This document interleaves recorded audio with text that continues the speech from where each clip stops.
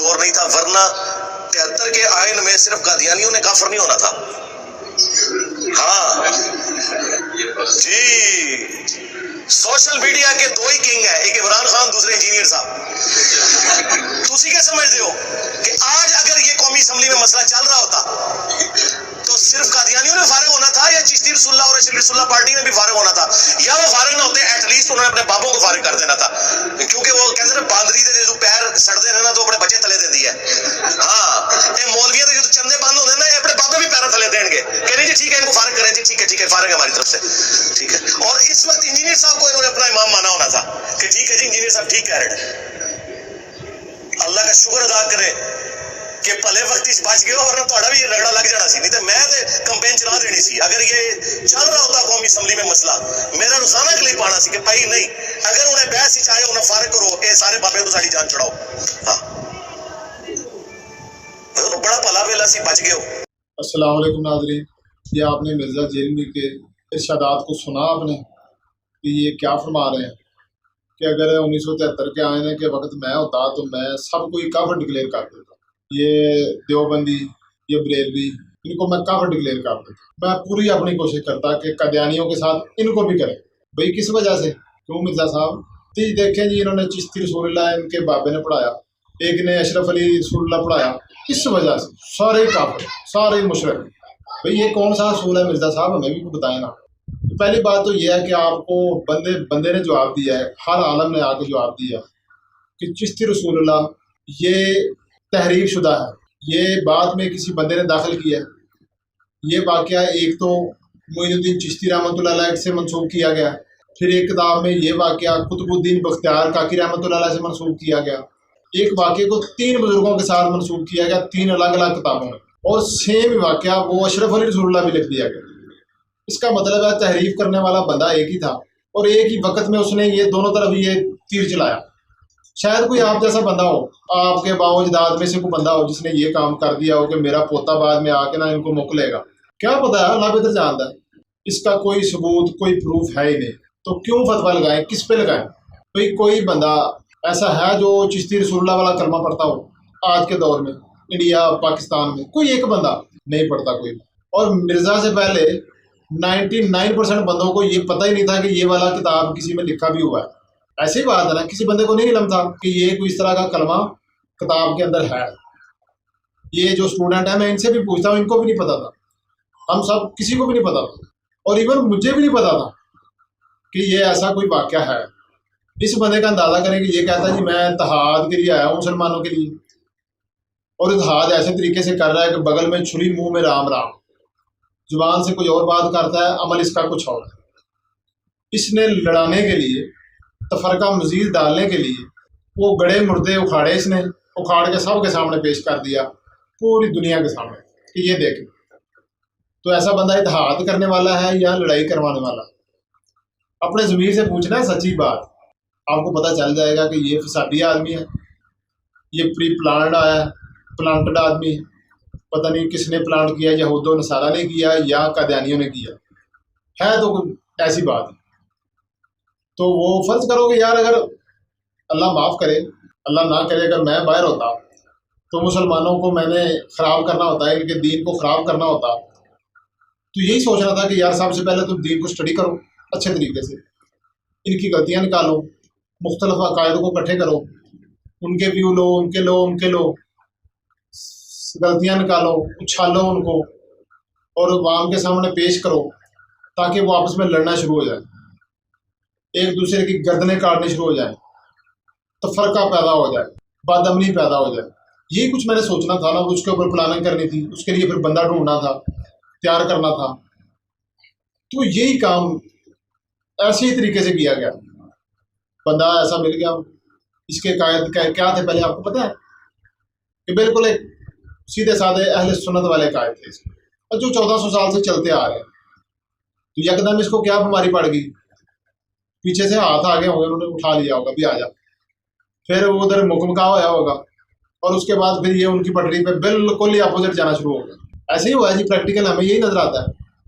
تو اس کے پیچھے یہ گیم ہو سکتی ہے، یہ نہیں میں کہہ رہا واقعی ہوئی ہے، لیکن جو حالات واقعات ہیں اس کے مطابق لگتا یہی ہے کہ یہ گیم ہوئی ہے. تو اس لیے تو یہ ایسے کام کر رہا تھا. چشتی رسول اللہ کسی کو پتہ ہی نہیں, نہ کوئی کلمہ پڑھنے والا ہے اور نہ کسی کو پتہ ہے, تو اس کو اکھاڑ لا کے تو پیش کرنے کا مقصد کیا مقصد تھا, ہے نا اس کے اندر خفیہ مقصد. یہ ایک چیز پڑھی ہے, اس کو پڑھی جانے دیں. کون اس کا قائل ہی کوئی نہیں ہے, اس کو ماننے والے کوئی نہیں ہے.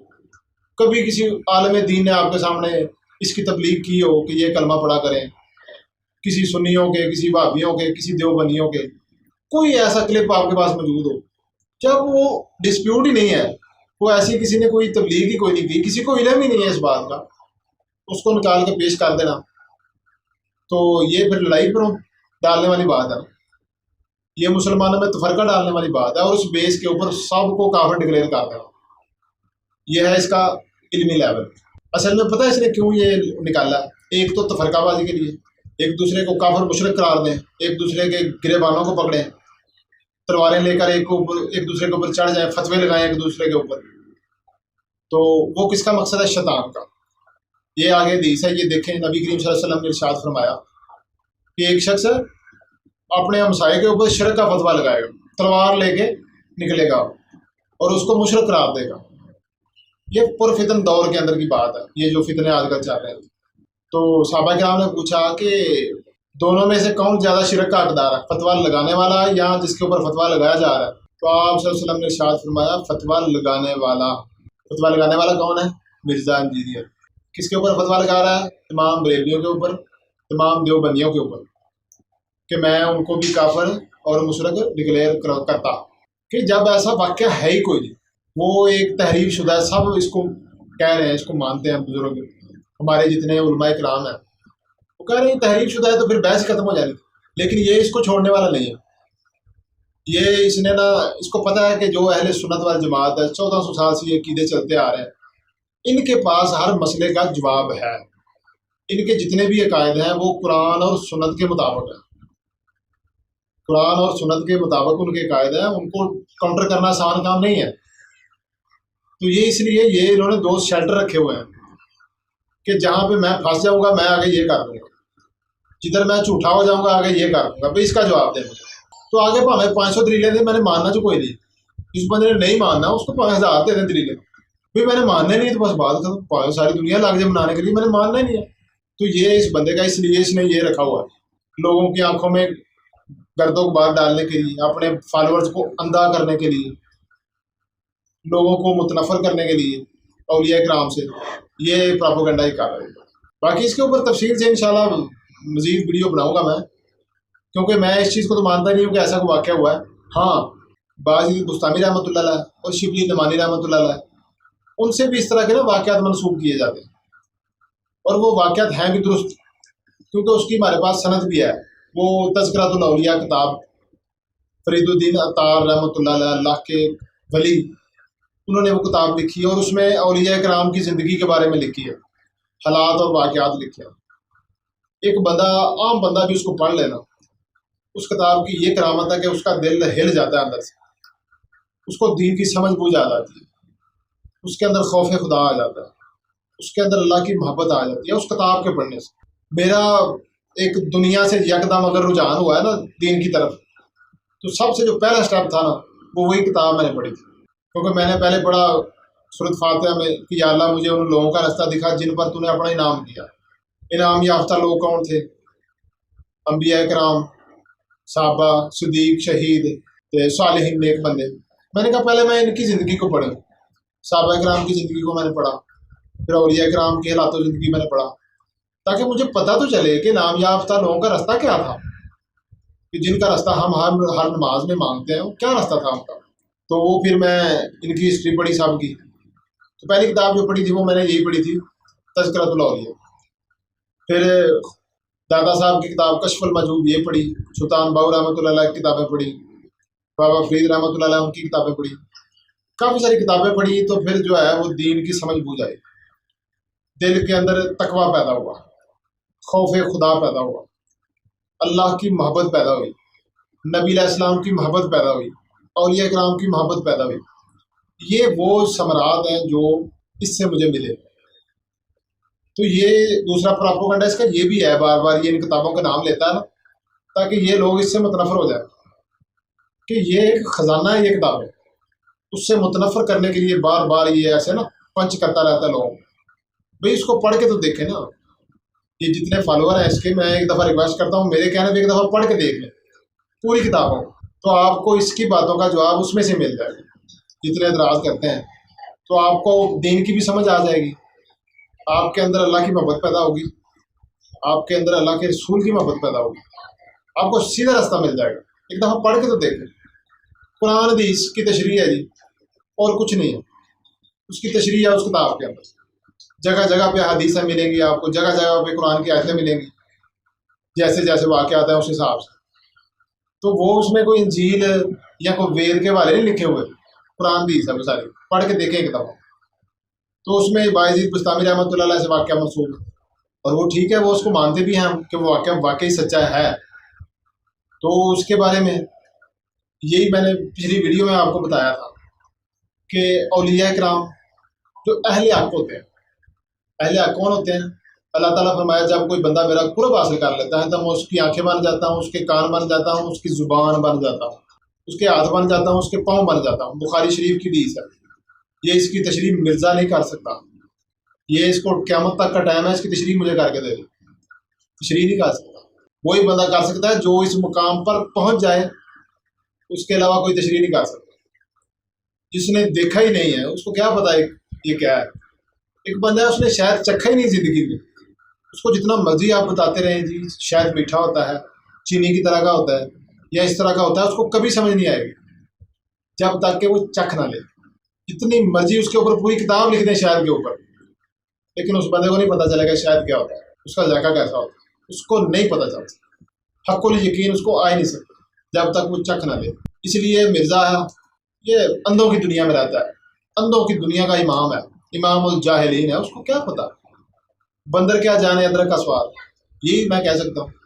اس کو ان چیزوں کو پتہ ہی نہیں ہے کہ یہ روحانیت کوئی چیز ہے اور اولیاء کرام کوئی چیز ہے، ان کے اختیارات ہیں، باطنی علم لدنی کوئی چیز ہے.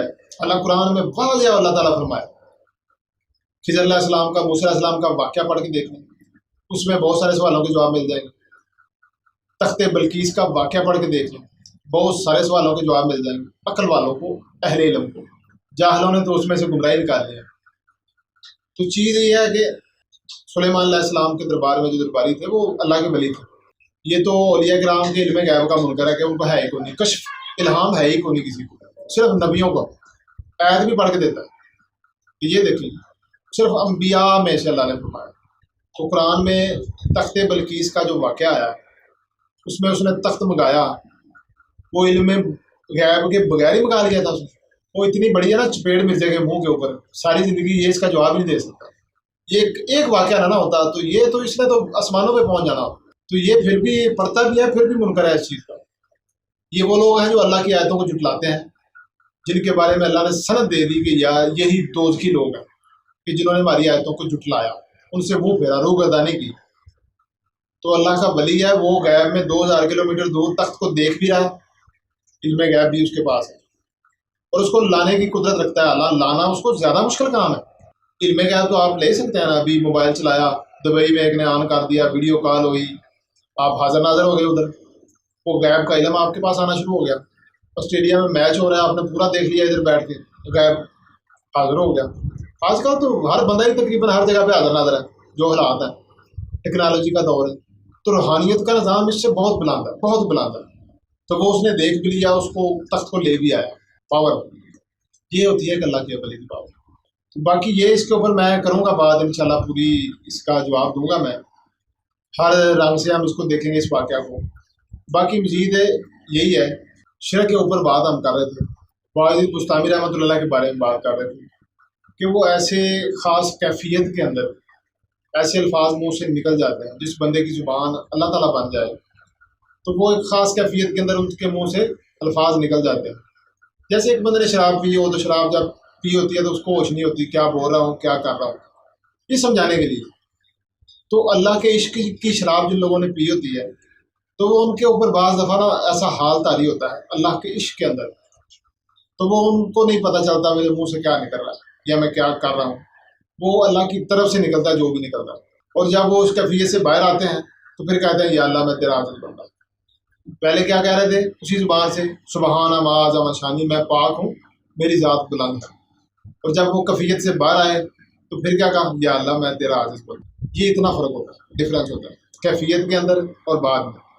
تو اس کو یہ ٹارگٹ کرنا شروع کر دیا اس بندے نے, مرزے نے اٹھا لیا, دیکھیں جی دیکھیں جی دیکھیں جی. کیا دیکھیں, یہ انڈرسٹوڈ باتیں ہیں, 1400 سال سے دنیا دیکھتی آ رہی ہے. اللہ کے اولیاء کرام آئے ہیں, بڑے بڑے آئمہ کرام آئے ہیں, ان کو پتہ ہے, انہوں نے دیکھا ہے, انہوں نے خاموشی اختیار کی ہے, وہ سمجھتے ہیں اس بات کو. اور جو جاہل بندہ ہوتا ہے جو نہیں سمجھتا وہ تو شور ڈالنا شروع کر دیتا ہے. بھائی دیکھیں, چھت کے اوپر جا کے ڈانس کرنا شروع کر دیتا ہے, بھائی دیکھیں یہ کیا ہو گیا. بھائی جو خالی بھانڈا ہوتا ہے نا وہ زیادہ کھڑکتا ہے. ایک کہاوت بنی ہے نا پنجابی کی کہ خالی بھانڈا بہت کھڑکتا ہے. یہ مرزا خالی بھانڈا گرانٹڈ بات, اس لیے کھڑکتا ہے. اللہ کا ولی ہوگا, کسی جنگل میں بیٹھا ہوگا, سمندر علم کے سمندر اس کے اندر ہوں گے.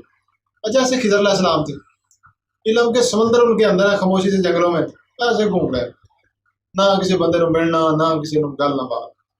جدھر دل آیا ادھر نکل گئے, جدھر دل آیا ادھر نکل گئے, خاموشی سے اپنا کام کیے جا رہے ہیں.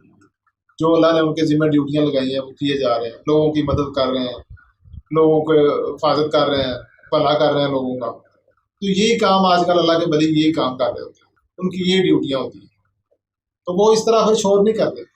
نبی علیہ السلام نے ارشاد فرمایا کہ جس نے اللہ کو پہچان لیا اس کی زبان گنگی ہوگی, وہ پھر بولنا چھوڑ دیتا ہے, کچھ بولتا نہیں. یہ زبان تب تک بولتی ہے جب تک جاہل ہے نا بندہ, تب تک. خالی بھانڈا جب بھانڈا بھر جاتا ہے چپ. حدیث میں ہے یہ وہ کہاوت نیری نہیں بنی, حدیث بھی ہے اس کی. تو یہ ہے اس طرح یہ خالی بھانڈا کھڑکنے والا. تو یہ مشرک ڈکلیئر کر رہا ہے. اس وجہ سے بریلویوں کو, دیوبندیوں کو, چشتی رسول اللہ اور اشرف علی رسول اللہ, اس کی وجہ سے یہ دو چیزیں ہو گئی. اور وہ میں نے آپ کو اس کی حقیقت بتا دی ہے کہ وہ چیز ہی کوئی نہیں, اس کے اوپر یہ کلیم کر رہا ہے, یہ پتہ. تو دوسری بات یہ ہے کہ یہ ان کو کہتا ہے یہ قبر پرست ہے. قبر پرست کہتا ہے ان کو بابوں کے ہاتھ چومتے ہیں, ان کے پاؤں چومتے ہیں. دوسرا اس وجہ سے یہ ان کو کہتا ہے جی یہ مشرک ہے, کلمہ گو مشرک کہتا ہے. اس کے اوپر بڑی میں تفصیل سے نا ایک ویڈیو بناؤں گا. یہ اس نے تقریباً پوری دنیا کے مسلمانوں کو کلمہ گو مشرک قرار دیا ہوا ہے مرزا نے. اس کے جواب کے اندر پوری میں نا ویڈیو کے 1 یا 2 حصے کی بناؤں گا. شرک کیا ہوتا ہے, اس کی اقسام کیا ہیں, یہ درباروں پہ جانا یہ شرک ہے کہ نہیں, تو باقی شرک کی کون کون سی قسمیں ہیں, کون کون بندہ مشرک ہے اور کون کون نہیں مشرک قرآن حدیث کے مطابق. یہ میں انشاءاللہ اگلی ویڈیو میں آپ کو پیش کروں گا اور آپ کی آنکھیں کھل جائیں گی. اور انشاءاللہ اللہ کے فضل سے یہ میں ثابت کروں گا کہ مرزا مشرک ہے کہ نہیں. آپ دیکھنا ذرا, قرآن کی آیت سے میں ثابت کروں گا, قرآن کی آیتوں سے. ہاتھ کھڑا کر کے ذرا بتایا نا کہ میں مشرک نہیں ہوں, تو پھر لگ پتہ جائے. یہ اس کا جواب دے, قیامت تک کا ٹائم دوں گا اس کو انشاءاللہ تعالیٰ. تو باقی اپنا بہت خیال رکھیے گا. تو یہ اس کی جاہلیت صرف میں نے آپ کے سامنے پیش کرنی تھی کہ یہ اس طرح لوگوں کو گمراہ کر رہا ہے. تو اللہ تعالیٰ اس فتنے سے تمام مسلمانوں کی حفاظت فرمائے اور ہم سب کو دین کو سمجھنے, اس پہ عمل کرنے کی توفیق دے. اپنا بہت خیال رکھیے گا. اللہ